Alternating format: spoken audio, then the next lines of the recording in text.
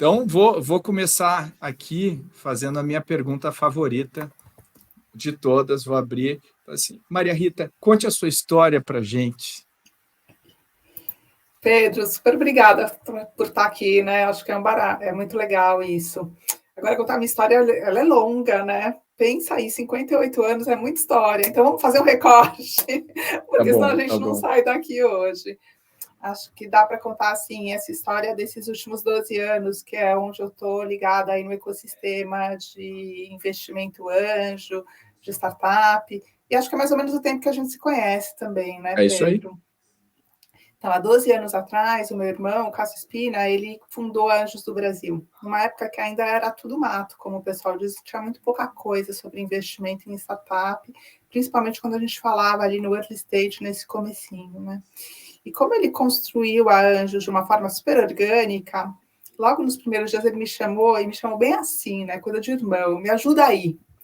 E eu sempre falo que eu adorava, achei super bacana a ideia, não sabia nada sobre investimento, não sabia nada sobre startup, mas ajudou aí, me envolvo. E eu me apaixonei por esse ecossistema, porque é um lugar de muita gente boa e do bem. Independentemente de ser um negócio, né, de ser uma startup, uma empresa, de ser gente investindo, todo mundo está querendo construir algo mais bacana, construir alguma coisa que resolva um problema real, que crie valor para a sociedade. E aí comecei a me envolver profundamente nesse ecossistema, fiquei aí 11 anos como diretora executiva da Anjos do Brasil, conhecendo, assim, investidores anjos no Brasil e no mundo. E acho que o que sempre vale falar e que eu gosto de contar nessa história é que, além de me apaixonar por isso, eu descobri outras grandes paixões, né? A primeira delas é falar sobre diversidade e a segunda é falar sobre impacto. Acho que quando a gente investe em startup, a gente nunca faz isso só por retorno financeiro. Eu sou a primeira a dizer, né? Sai de perto. E aí, quando eu aprendi o que era o que era um negócio de impacto, o que era investimento de impacto, eu olhei e falei, faz muito sentido. Comecei a me envolver bastante com esse tema, aprendi muito sobre isso, com todas as referências que você puder imaginar, e também fui descobrindo que a gente é um ecossistema muito pouco diverso, né? Grande maioria das pessoas são homens brancos. Durante muito tempo, eu era a única mulher no meio de muitos outros homens. Muito tempo. Muito tempo. E por mais que eu adore homens brancos de 40, 50, 60 anos, como meu marido, faz falta porque a gente precisa de gente diferente para inovar. Então, junto com isso, eu acabei criando o MIA, que é um movimento de mulheres para investir em startups, para a gente apoiar mais empreendedoras. E também fui aprendendo, eu só estava vendo um pedacinho dessa história, que era o pedacinho de gênero.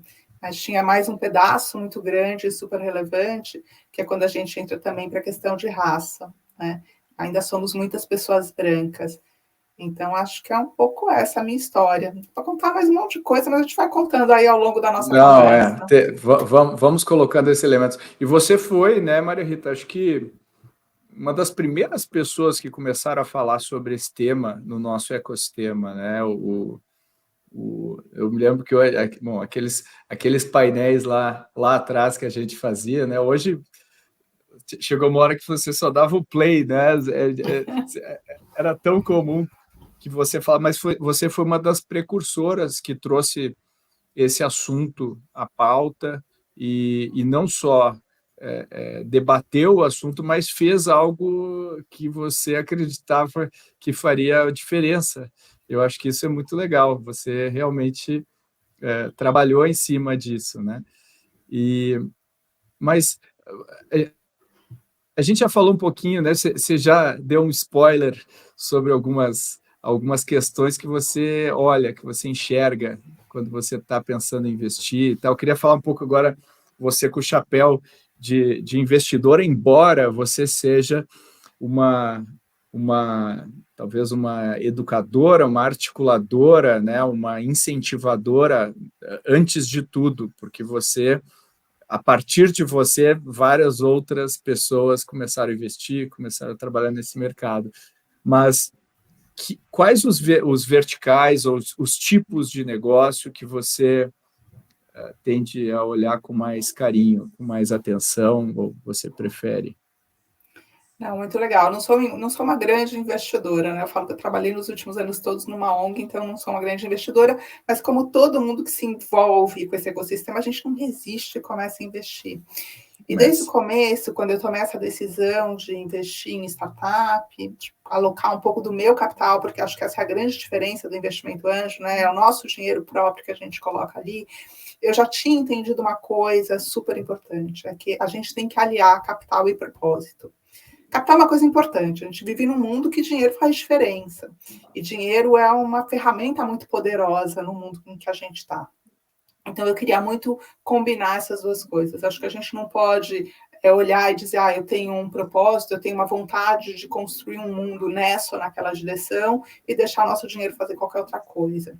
Então, olhando para isso e para esses dois temas, né, que eu falei que são temas super relevantes para mim, e isso não é de hoje, que nem você falou, já faz muito tempo, já faz uns 9, 10 anos que eu olho para isso, ou eu invisto em startups que são startups de impacto, ou em startups que são lideradas por mulheres, né, que tem uma mulher como CEO, como fundadora principal. Porque eu acho que na hora que eu faço isso, eu estou não só, né, olhando para isso que eu te falei primeiro, mas eu também estou fazendo um trabalho enorme de mitigação de risco, sabe? É meio contraintuitivo, né? O pessoal acha que quando a gente fala de negócio de impacto ou de mulher, a gente está ou falando de mimimi, ou a gente está falando assim só de abraçar a árvore, não é nada disso. A cada momento eu me convenço mais, tanto pela minha experiência, como por um monte de dados que a gente vê, que investir dessa forma, com essa tese que eu acabo tendo como investidora, é uma enorme mitigação de risco para quem investe em startup. Acho super interessante você falar isso. E quando a gente pensa, né, nessas teses, ou seja, você falou que basicamente é super legal olhar como cada pessoa enxerga de um jeito. Você falou, não, o eixo que importa para mim é o perfil dos fundadores, né? E o propósito da startup, ou seja, se ela de alguma maneira está impactando, se ela de alguma maneira está alinhada com os teus valores, né? Com o que você acredita. Isso é um ponto super legal. E é uma coisa muito pessoal, como você falou, quando você é uma investidora anjo, você é um pouco de você ali, né? Não é um investimento de terceiros, você está votando com o seu dinheiro, né? De certa forma. E que estágio normalmente você entra, Maria Rita? Você tem, é claro, quando a gente fala de anjo, a gente tem geralmente o que é esperado, mas tem anjo que investe PowerPoint ainda, né? Bem no início da jornada, e tem outros que gostam de já ter alguma coisa no ar e tal. O que mais te deixa confortável? Eu prefiro investir quando a gente já começa a ter algum resultado ali, sabe? Acho que, assim, eu passei anos aprendendo e falando e repetindo de que ideia não vale nada, que o que vale é a execução. Então, quando eu olho ali, né, assim, um PowerPoint, uma coisa que ainda está muito, muito no começo, foi muito pouco desenvolvida, eu acho que a gente tem um risco muito grande, porque você tem muitas premissas para que o empreendedor ou a empreendedora teste. E, além disso, eu também acho que esse é um período que, salvo exceções, a gente tem alguns setores que são exceções, mas que, no geral, dá para quem está empreendendo testar e começar até a faturar um pouco com muito pouco dinheiro. E que isso é favorável para o empreendedor também. Por quê? Porque o nosso mundo é um mundo de participação acionária, né? A gente troca capital e conhecimento por equity. Basicamente, é isso que a gente faz quando a gente investe. E a gente também sabe que é um investimento que acontece em muitas etapas. Então, esse empreendedor vai abrir mão, né, no melhor sentido do abrir mão, vai trazer sócios para o seu negócio, muitas vezes, e vai, com isso, diminuir a sua participação acionária. Então, eu não gosto de investir quando ainda não tem muita coisa, porque eu acho que não é necessário, eu acho que o nosso dinheiro agrega muito pouco nesse momento, e que dá para fazer muita coisa com pouco dinheiro, e também com esse comprometimento, sabe? Você já vê que quem está empreendendo ali tem essa capacidade de fazer muito com pouco. Eu gosto disso. Isso. Então, eu prefiro investir Isso quando ele já fala começou sobre o alguma coisa. empreendedor, né? Exatamente isso. Eu concordo. Se essa pessoa conseguir construir isso aqui sem recurso, com algum recurso ela vai fazer muito mais, né? É o que a gente pensa. E uma coisa que a gente tá querendo falar até para desmistificar aqui para o pessoal pensa investidor anjo, já assume diversas coisas na cabeça em relação ao tamanho do cheque que as pessoas fazem, né? Então, você tem a experiência tanto na Ajuda do Brasil quanto na Mia em relação ao cheque. Então, assim, que valores que a gente normalmente fala quando a gente investe, quando você investe num negócio desse, porque normalmente é um investimento feito em grupo, não é você aportando todo o capital. Então, você acaba diluindo o seu investimento. Do que a gente está falando aqui, até para estimular quem está nos ouvindo de repente, começar nessa jornada. Adoro essa pergunta, Pedro. Até porque, assim, a gente desmistifica para todo mundo, mas desmistifica mais ainda para as mulheres, né? Porque mulher acha que falou de investimento anjo, ela vai ter que pegar, assim, 500 mil reais e colocar Não no é para mim. Não é para mim. E é para muita gente. Claro que não é para todo mundo, né? Não é um valor tão pequeno, mas o que a gente está falando, o cheque mais comum, a moda, nos últimos 3 anos da Anjos do Brasil e das 28 redes de investimento, que tem um grupo ali que eu lidero, que eu conheço muito bem os números deles, a gente está falando de um cheque de 25 mil reais. Então, a gente está falando de um anjo que às vezes coloca, sei lá, 10, 20 mil reais numa startup e vai fazer umas 2 no ano. Então, é para muita gente, sim. E aí você junta ali um grupo, preferencialmente dentro de alguma rede de investimento anjo, e aí tudo bem, você vai fazer um cheque no total para uma startup de 400 a mil reais até uns 2 milhões, mais ou menos, é o mais comum que a gente está vendo hoje para investimento anjo. Então, dá para muita gente. Eu sempre brinco, se eu invisto, um monte de gente pode também. Pode. Eu acho que é isso. Às vezes o pessoal acha, não, poxa, peraí, olha só essa pessoa investidora anjo. E eu acho que é muito mais o seu investimento de tempo, sua energia, sua, né, disponibilidade do que o investimento financeiro propriamente dito. É claro que, como você falou, não é para todo mundo, mas é para muito mais gente do que normalmente se imagina. E Margarita, quando é que foi, né? Você entrou para tocar uma ONG, como você falou.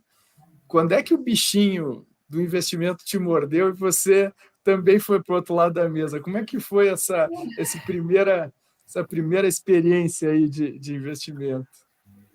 É muito louco a gente pensar isso, né? Porque, assim, eu sempre ouvi, né, de outras pessoas falarem, nos Estados Unidos você vai para o Vale do Silício e o pessoal fala que aquilo é a aposentadoria de todo mundo, né? No Brasil o pessoal brinca que é a cachaça. E eu achava no começo que não, né? Isso não vou fazer, vou continuar aqui no meu papel, um papel que eu adoro, né? De liderar uma rede de investimento anjo, de ajudar outros investidores e vamos ficar nisso. Mas aí realmente, você vai conhecendo as pessoas que empreendem e elas são muito incríveis, elas são maravilhosas, né? Você vai começando a se apaixonar e de repente você olha ou para uma pessoa ou para um negócio e fala, meu, eu posso ajudar tanto, eu posso agregar tanto. Então, o que você estava falando antes, né? Com o meu dinheiro, sim, também, mas com o que eu conheço, com o que eu sei e com o que eu sou também, né? Com o meu estilo de ser. Porque a gente é tudo como investidor anjo. Uns são meio psicólogos, o outro vai lá e olha a planilha financeira, linha por linha. Um terceiro é a pessoa boa de marketing. Dá para fazer tudo. E eu acho que foi isso. Eu comecei a conversar com muito empreendedor, olhar muito o negócio, e aí eu falei, não tem como, né? Tem que molhar o pezinho, tem que entrar nisso para poder realmente investir também. Você não resiste mais, você quer se comprometer mais, você quer ter aquilo que o pessoal fala, né, que é skin in the game. Mas eu acho que é exatamente isso, essa paixão das pessoas que empreendem que acaba contagiando a gente. Foi nesse momento para mim. E você se lembra qual foi a startup que você investiu? Se ela tá atuando até hoje? Então, é triste que ela não está atuando até hoje, mas claro que eu lembro, né? Foi a 33, 34. Foi Do logo sapato? dos sapatos, dos pés pequenos.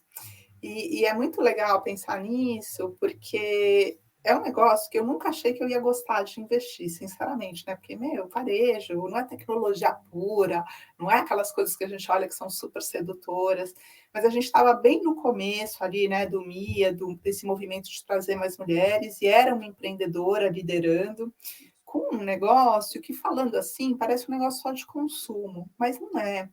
Porque quando você pensa numa mulher que tem um pé pequenininho de 33 e ela é uma mulher adulta e só consegue comprar sapato de criança, você tem toda uma questão ali de como ela se coloca, como ela se posiciona no mundo, né? Usar a palavra autoestima é muito pouco, tá? É muito pouco, porque realmente é um posicionamento que a gente tem no mundo de como a gente se vê e que te permite se realizar profissionalmente, se realizar como pessoa. Então, para mim foi super bacana, porque eu olhei e falei, consigo, né, juntar várias coisas que eu gosto ali, mas acabou não indo para frente a startup. Mas também faz parte, tá? Eu tô de boa. É isso aí, eu acho que eu tenho, felizmente ou infelizmente, eu também tenho várias dessas na minha história, e eu acho que é isso também, né? A gente entender que isso é inerente ao modelo. O modelo é esse. Mas você também, imagino, tem outras que estão operando e estão indo bem, ou tiveram exit, enfim, na sua trajetória também, né? Não, eu acho que tem uma história bacana para contar também, assim, acho que para a gente não ficar só, né, com o que não deu certo, que é a história da Incentive, né? Acho que da Incentive-me. É uma história super bacana também. Eu investi lá logo no comecinho, na primeira rodada. Hoje eles já captaram muito mais, estão crescendo. A gente não teve uma saída, mas também não quero sair, estou feliz lá, quero continuar, porque acho que tem uma longa jornada ali pela frente para a gente poder fazer. E é uma startup super bacana, uma startup liderada por um empreendedor, pelo Douglas, que uma startup de impacto que faz um trabalho muito legal, porque ela pega empresas, corporações que podem aplicar valores ligados à lei de incentivos federal e conecta isso com organizações que se beneficiam disso. Isso é um trabalho muito bacana porque gera um impacto gigantesco. Mas a outra coisa que me fez me apaixonar pela Incentive é porque ela conseguiu fazer uma coisa que é rara, que raramente empreendedores fazem, e eu conto essa história para todo mundo, que eu quero que muitos empreendedores façam, que é aproveitar os seus investidores anjo e toda a expertise e conexões que eles têm, né? O Douglas, desde o É raro. começo, ia ter um monte, é muito raro isso, e eu admiro isso muito no que ele fez. Porque desde o começo ele queria ter muitos investidores, porque ele precisava de muitos contatos nas corporações e ele precisava entender como que a cabeça dos tomadores de decisão das diferentes corporações atuavam. Então ele queria muitos investidores, falando até de ticket. Na época ele colocou um ticket mais baixo do que a média, de R$ 10.000, porque ele queria muita gente, e ele mantém todo mundo conectado. Ele pede apoio e conexão o tempo inteiro. É muito incrível isso. Por isso que eu falo que eu não quero sair, que eu estou feliz, eu quero fazer a jornada inteira com ele, se eu puder. Olha aí, isso é super raro. E até me dá um mote aqui da nossa próxima pergunta, né? Você falou um pouquinho de algumas características aí de gênero e raça, né? Ou seja, pegar pessoas que não estão aí na panelinha, digamos assim, não são a maioria, são as minorias, em termos de investimento. Mas que outras características você olha, comportamentais? Porque não basta isso, ser só isso. Você tem que ter algo que te atrai, né? Algo que você fala, pô, essa pessoa vai conseguir levar essa causa, né? Esse projeto, para um outro patamar. O que você enxerga? Como é que você olha, Maria Rita?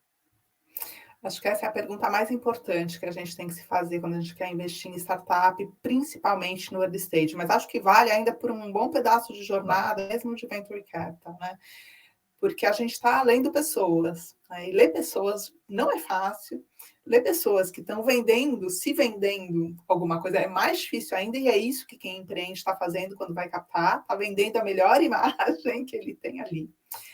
Mas acho que assim, a primeira coisa que eu vou olhar está ligado muito à questão de soft skills. Então, A primeira coisa eu tenho que entender se essa pessoa é uma pessoa ética, né? Porque eu estou colocando ali o meu dinheiro e eu sei que ela pode perder esse dinheiro. Eu quero que ela, eu não quero que ela perca, mas se ela perder, eu quero que ela perca fazendo tudo corretamente. Então, assim, eu acho que ética é uma coisa fundamental. Ética na vida, ética nos negócios. A segunda característica que eu procuro muito entender ainda, né, nesse mundo de soft skills, é a capacidade de liderança dessa pessoa, né? Por quê? Ela tem que ser capaz de construir um time, ela tem, em situações que muitas vezes são super adversas, não são fáceis, com pouco dinheiro, com os ups and downs aí que a gente tem sempre na vida de uma startup. Então, ela precisa ser um líder nato e gostar de fazer isso, gostar de gente, gostar de liderar, para que ela possa continuar ali à frente desse negócio durante um bom pedaço da jornada, que é isso que a gente espera, né, que ela consiga estar ali. E a terceira característica, pensando aí nessa questão ainda de soft skills, é resiliência. Né? É difícil para caramba empreender. E não é só no Brasil, às vezes a gente fala que isso é Brasil, mas não é, é no mundo. Fazer uma startup é difícil em qualquer lugar do mundo, tá? Então, precisa ter essa capacidade de se adaptar, de aguentar o tranco, de ter uma visão otimista, de se o dia foi ruim hoje, amanhã vai ser melhor, e de transformar mesmo, porque o modelo startup é esse, né? Você vai ter muitas pivotadas, como a gente fala, você vai ter muitas transformações ao longo disso, e a pessoa precisa ter essa capacidade. Então, a gente vai olhar isso. Mas tem um outro lado também, né? Porque não é só ser uma pessoa incrível, uma pessoa bacana. Ela tem que ter, assim, um conhecimento técnico também que seja significativo. Então, ou a pessoa ou o time, porque a gente está falando de pessoa, mas no final a gente está olhando o time, né? Porque é difícil. Aqui até posso estar falando só do CEO, do que eu falei, mas agora eu vou falar muito de time, né? Então, tem que ter um conhecimento muito profundo do mercado e do produto ou serviço que ela está construindo. Tem que entender isso, tem que ser apaixonado, tem que mergulhar muito fundo ali para poder saber. A segunda competência técnica que a gente vai olhar no time é a compreensão financeira do negócio e que ele é um negócio, que não é só uma coisa bacana, que não é só sexy, mas tem que olhar ali, tem que olhar a planilha, tem que olhar a unit economics, tem que saber que isso tem que parar de pé enquanto modelo de negócio. Acho que na hora que a gente junta essas duas coisas, uma que talvez a gente realmente diga está mais em uma pessoa e outra que tem que estar distribuída aí no time de fundadores, a gente tem aí um projeto que tem tudo para dar certo. É isso que eu olho, Pedro. Super legal. Eu concordo muito contigo. Eu acho que essas coisas são. Essa tem a arte e a ciência, né? De investir. Essa é a arte da gente conseguir ver essas características no outro. Eu acho que a sutileza, às vezes, das coisas, e muitas vezes não é num encontro, é uma série de conversas que a gente vai começando a perceber como que essa pessoa pensa, se comporta. E você falou, né? A gente falou de antes, a gente fala muito pouco do depois da pessoa receber o investimento. Quais comportamentos que você acha que esses empreendedores têm que ter, principalmente em relação aos seus investidores? Você falou o exemplo agora do Douglas, que mantém o time, né? Mantém o time de investidores ativo, conectado, que constantemente se conecta. Essa é uma característica que você vê com bons olhos e faz você falar, poxa, eu quero ficar muito por causa disso. Mas que outras coisas? Às vezes tem coisas bobas que os empreendedores não fazem e poderiam fazer. O que você pode dizer? O que te agrada em termos de comportamento? Então, o pós é a coisa mais difícil, sabe? Todo mundo pensa que a questão está só no antes, né? No, vou selecionar, vou olhar, vou tomar decisão de investimento, do ponto de vista de investidor ou empreendedor, vou lá, vou fazer o pitch, vou mudar os documentos, vou fazer a parte jurídica, o bendito do valuation. Então, vou fazer tudo isso. Mas o pessoal esquece que isso, mesmo em termos temporais, é muito curto, Pedro. A gente está falando aí de um período de 3 a 6 meses, né? entre o momento que eu assisto um pitch e o momento que, eu sempre falo que eu sou antiga, né, que eu assino o cheque, ainda uso a expressão, é 3, 6 meses. O ideal seria 3, né, no early stage. Então, é muito pouco tempo. E aí, a gente fica sócio por 2, 3, 5, 10 anos, né? E essa, para mim, é a chave, essa palavra que eu enfatizei. A gente fica sócio, né? A partir desse momento que eu investi, eu não sou mais teu investidor, eu sou teu sócio. Ou seja, eu estou junto, né? Eu estou compartilhando com você o que funciona e o que não funciona, o que tem de bom e o que não tem de bom. Então, o que mais me agrada e que eu acho ainda que falta muito do ponto de vista de quem empreende é essa visão de que vou compartilhar com você o bom e o ruim, né? Então, ainda se vê muito o relatório, o report, como uma coisa muito formal, e ela tem uma formalidade, né? Às vezes está até definido em contrato, mas construir disso uma relação, eu mostrar que na hora que eu estou falando ali para o meu sócio investidor do que está acontecendo na minha empresa, eu também estou refletindo e estou pensando e estou pedindo apoio.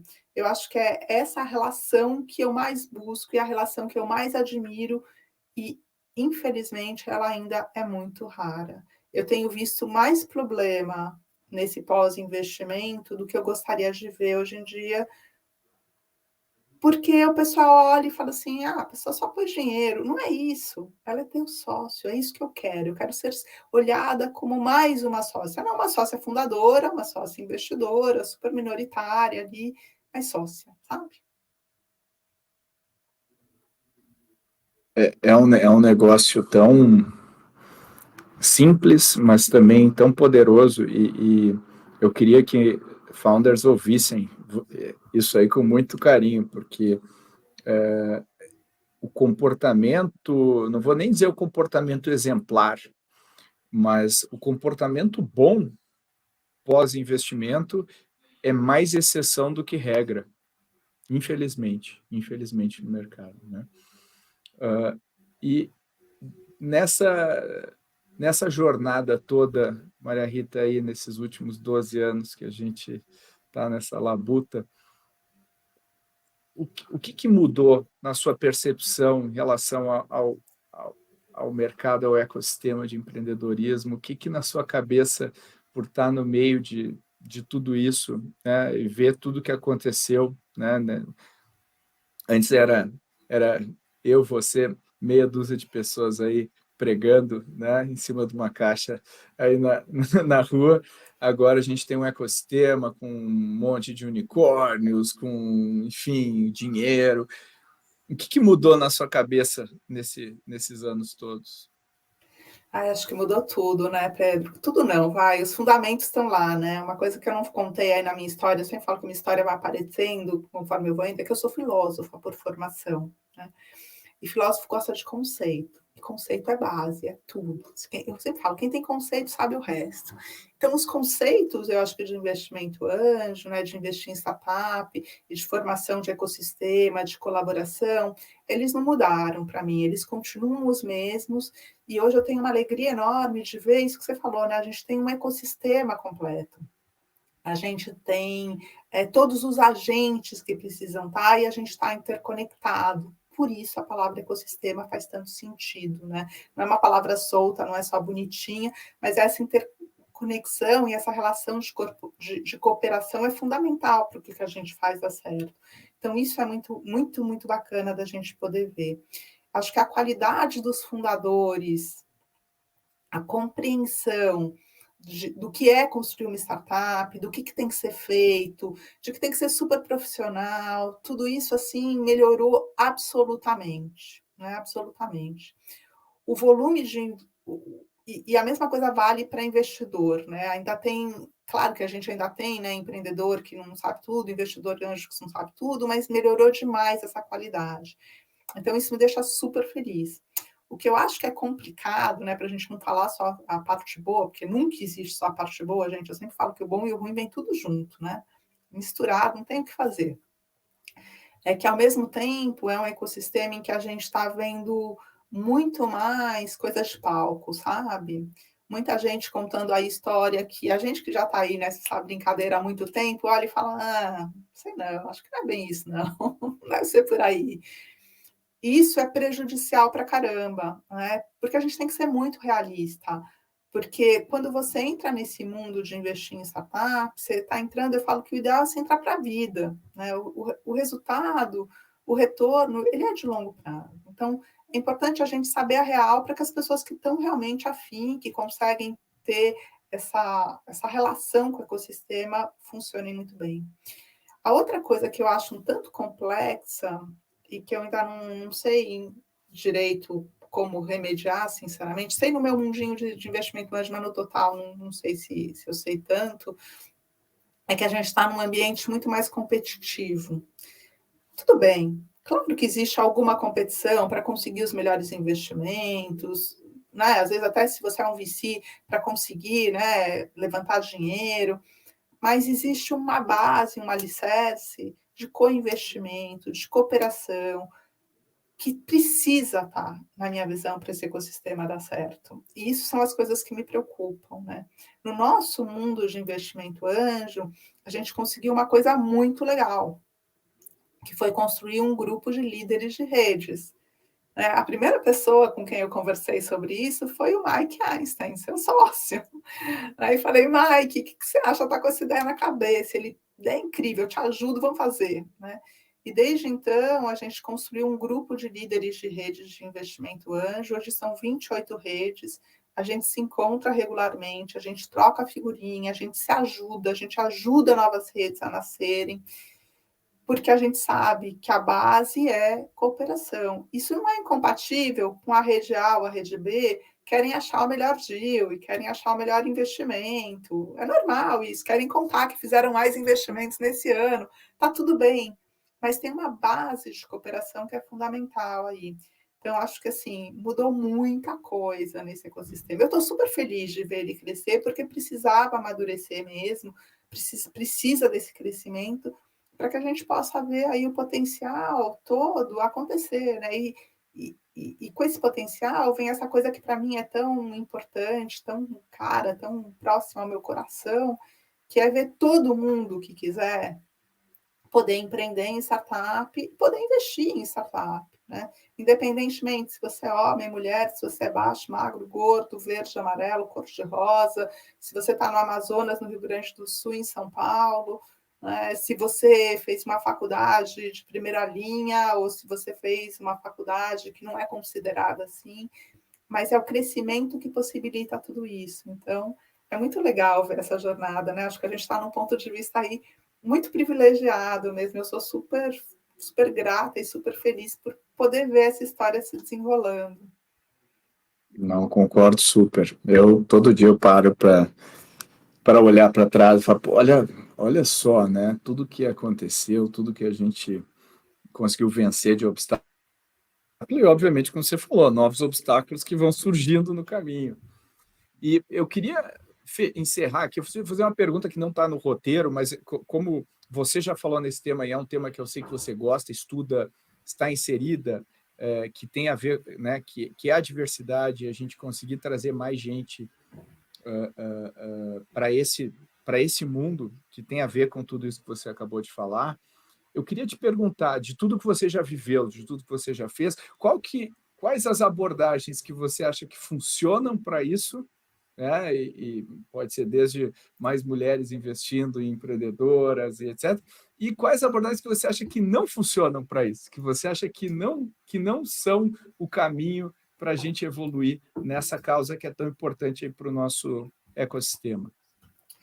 Eu acho que assim, o que não é o caminho é super fácil, né? Essa coisa assim do palco, de você dizer que está fazendo e não fazer porcaria nenhuma, é você fazer para cumprir tabela, né? E isso não funciona, né? Ou, principalmente, não funciona você achar que não existe um problema. É impressionante. Hoje menos gente fala porque não é polido, mas eu sei que muita gente pensa que não tem um problema aí, que a gente está falando bobagem, né? Então, isso não funciona. Mas vamos focar no que funciona, no que dá certo. Eu acho que a primeira coisa que funciona é a gente ter uma posição ativista, né? Então, seja com a causa que nos toca, seja como um aliado de outras causas.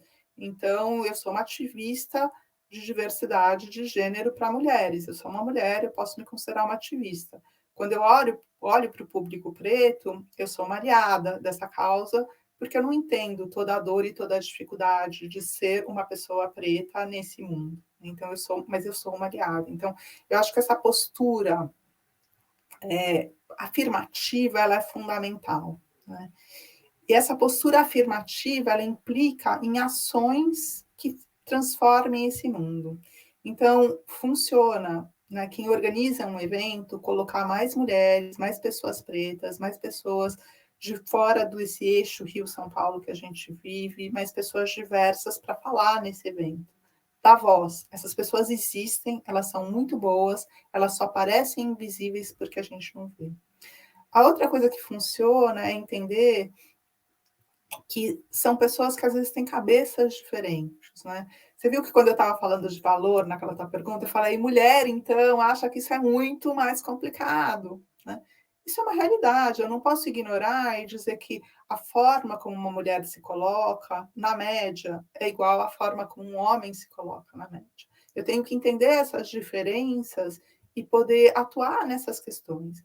Então, em geral, por exemplo, mulheres gostam de ter um grupo que seja um grupo no qual elas conseguem trocar mais livremente, fazer as perguntas que elas achavam que não podiam fazer num grupo misto, por exemplo, né?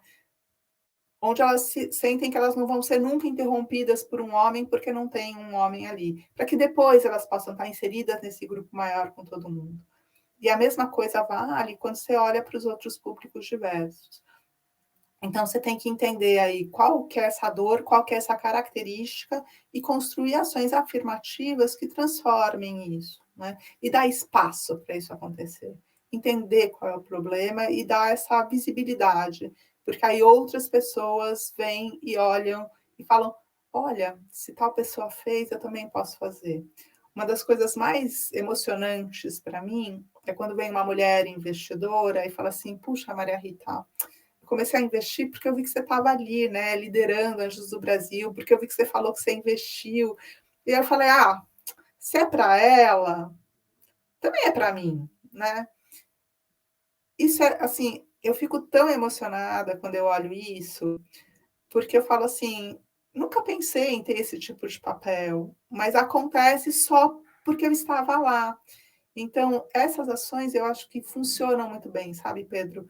E acho que a gente tem que fazer aí um convite para todo mundo que tem qualquer nível de poder, de decisão, que organiza qualquer coisa, para olhar realmente para isso e fazer o que é certo. E se a pessoa não quiser fazer porque não acha que é o certo, que é o importante, faça pragmaticamente, porque dá resultado e dá retorno. Eu posso viver com isso. Eu convivo bem com o pragmático, mas faça. O importante é fazer. Muito legal, muito legal. Acho que a gente conseguiu aí cobrir todos os pontos muito bem. Gostei bastante do papo, Maria Rita. Acho que ele traz dimensões assim, tanto da experiência que tu tem no ecossistema, quanto mostrar que você pode ter causas específicas também, né? Não tem só um sabor de investidor anjo, que você tem vários tipos e ótimo, né? A gente precisa de, como tu falou, de diferentes causas, né? Trabalhando juntas. Todas, no final, se encontram para melhorar o nosso ecossistema, né? Acho que é isso que importa. Mas eu achei super legal.